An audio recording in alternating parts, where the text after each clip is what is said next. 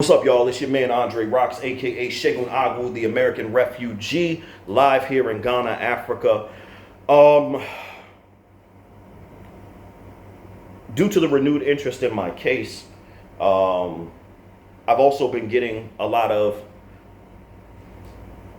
I'm not going to say negative, but I'll say angry questions. The big question is, Rocks, why didn't you just give the police your ID? It would have been easier. Wouldn't have caused all of these problems. You wouldn't have went to jail that night. Why didn't you just give it up? Or what were you hiding? You must have had a warrant. You must have been in trouble. You must have had drugs or something. Not true. So let me take this opportunity to explain myself. And to explain myself, I got to tell you a little bit of a story. I was in first grade. I was in the gifted class. So we got to learn things that like third, fourth, and fifth graders were learning. Right before Christmas, our project was, before Christmas was out, we had to be able to recite the preamble to the Declaration of Independence.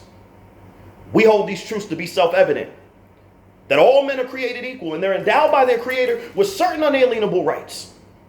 And among these rights are the rights to life, liberty, and the pursuit of happiness. I remember looking up in a dictionary the word unalienable because I didn't know what it meant. It was just something to be recited.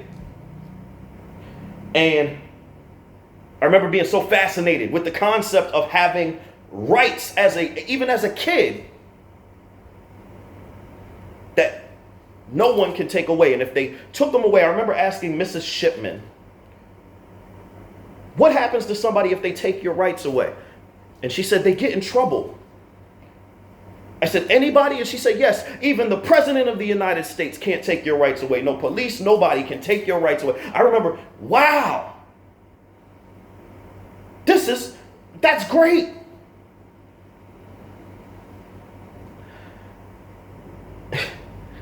Then I remember right after we came back from Christmas, then we started studying the Constitution, what those rights were. And I remember reading, especially the Bill of Rights. I was fascinated. Wow, nobody can just search me. I have a right to bear arms, which I was really enthralled with until I realized that, yeah, you still can't do it till you're 21. But I have, all of these rights. I have a right to freedom of speech. Oh, that was one of those that you guys should have never told me about, by the way. I can speak freely, and nobody can take those rights away or they'll get in trouble. That's how I thought. A few months later,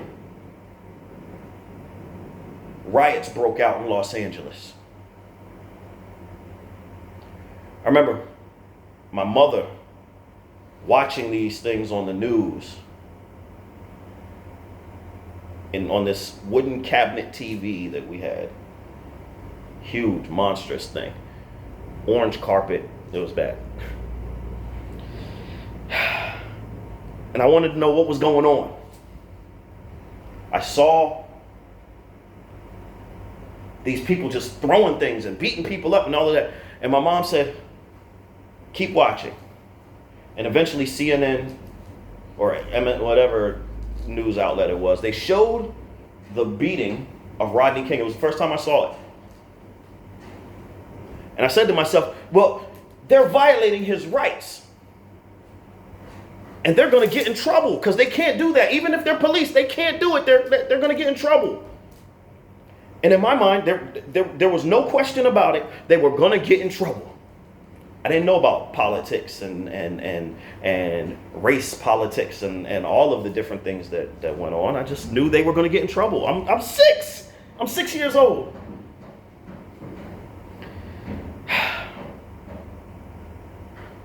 About 8, 9 months later, I don't remember exactly how long,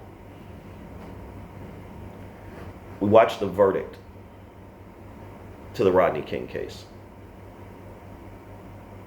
And there was no question they were going to get in trouble. We were just waiting for them to get in trouble. And they didn't. The judge said that they didn't do anything wrong. I remember for a long time, I couldn't understand that. I started to understand that when I turned about 12. I started getting stopped by the police just for walking down the street. I'd be walking with my white friends, my black friends, my Asian friends. I had friends of every race, and it seemed to me that the police would always stop me. Where were you going? What are you doing? I always seemed to fit the description of something that went on. I didn't understand it at first. I can remember coming home a lot during those times after being stopped by the police and not telling anyone, because to me, if you get stopped by the police, you did something wrong and you were in trouble. And of course, you don't want to tell your parents that you're in trouble. So I kept sitting at home thinking to myself, why do I keep getting in trouble? What am I doing wrong that keeps making the police keep coming at me? They're putting me in handcuffs. They're sitting me on the ground. They're putting me face down on the ground. They're dumping my backpack out. What am I doing? What am I doing wrong?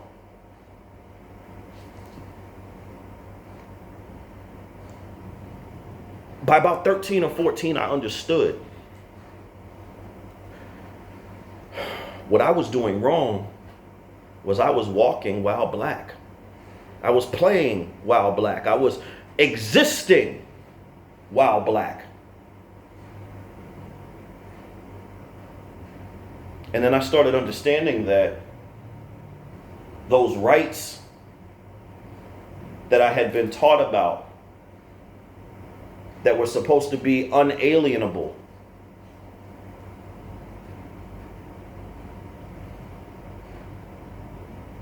weren't guaranteed to me.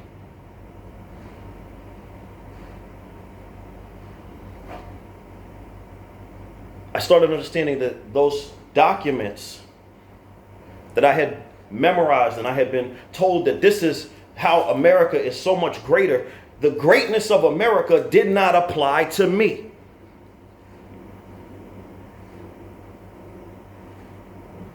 I wasn't born right.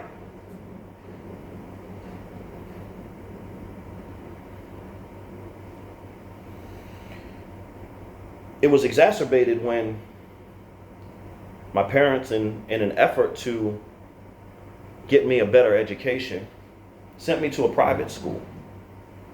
Saved up, scratched and scrimped and saved to send me to a school that was supposed to give me a better education. But unfortunately, my sister and myself were the only black students in that school. And they made it very clear that they did not want to be around blacks. I was both physically and verbally abused by both teachers and students. Made me a very angry man. I finally returned to public schools. Just now understanding completely what America really meant.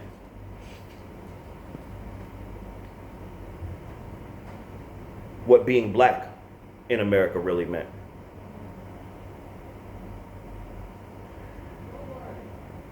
By the time I was 25, I had been beaten for stealing my own car. I can't tell you how many times I've been slammed on the ground and harassed. Let's fast forward to 2018. I was 3 days into a new county, had just moved into that county. As a matter of fact, we had just moved out of our hotel into a house. We had to stay in a hotel for a few days while they were finishing up all of the paperwork on our new house that we were buying.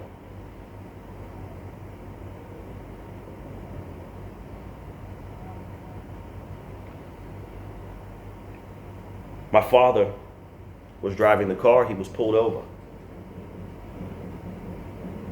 This was already the third encounter with police I had in 3 days. The first, walking from a pawn shop. I had bought a new keyboard because I'm a musician. And a police officer stopped me and made me prove that that keyboard was not stolen. Just walking with a keyboard. He wanted to see my receipt. Was very hostile towards me. The second, I was walking down the street and a police officer began to ask me questions. Do you know this person? Are you walking over here? This, that, or the other? I had no idea, and I said, I don't want to speak to you. Well, we can do this here, or we can do this in jail. The third was the video that you saw.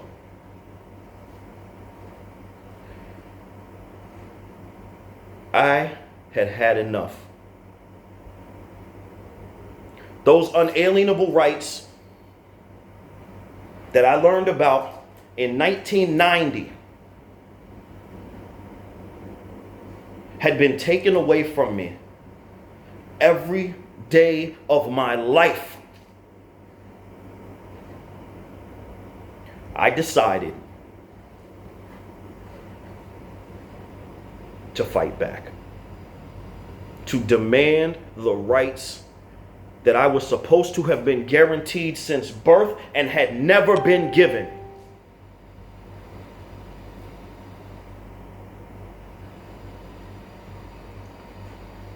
You say, what was so hard about just giving him your ID?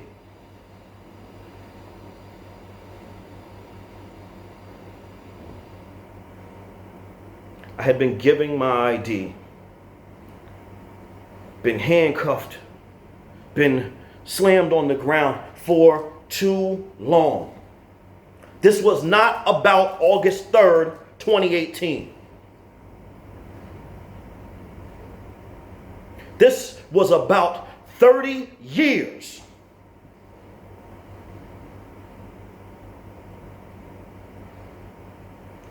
Of having those rights taken away. And I said, no more. It ends today.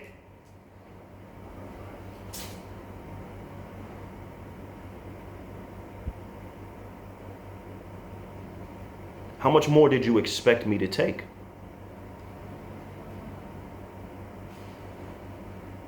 How much more was I supposed to tolerate?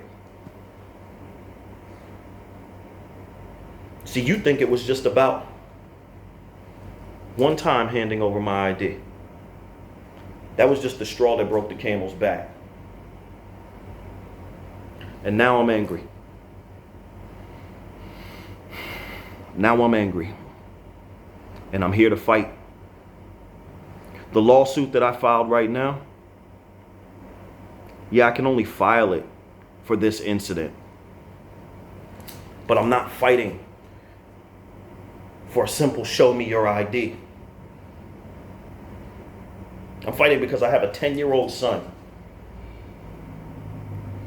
who has learned the same things I've learned. He saw Alton Sterling, Philando Castile, George Floyd, Michael Brown.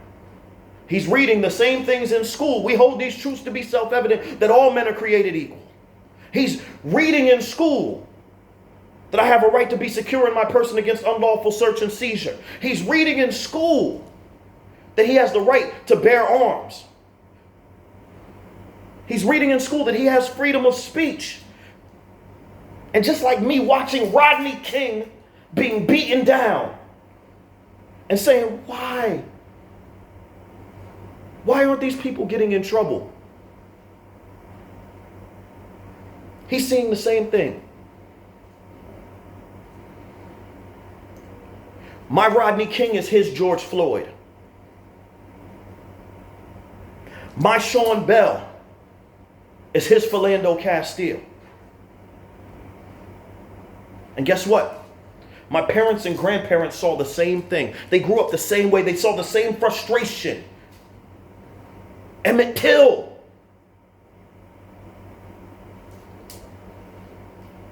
My lawsuit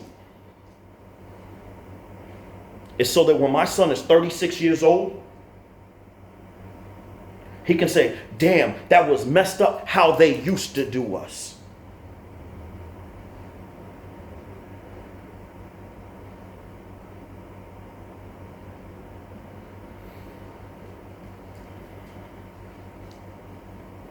Maybe he can grow up a lot less angry than his dad, because his dad is pissed off.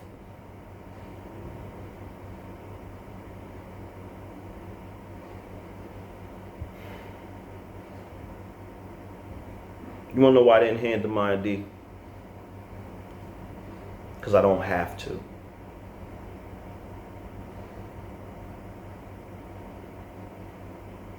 It's funny, the same people who sit here and fight tooth and nail for the Second Amendment say a right is a right and it doesn't have to be justified, will turn around and say to me, why didn't you just give them your ID? Because it's my right and I don't have to justify it. But since you asked, I just let you know. Does anybody else have any other questions about why I did what I did? If so, either you weren't listening or you just don't give a damn about the rights of a black man. Either way, I don't care. Peace.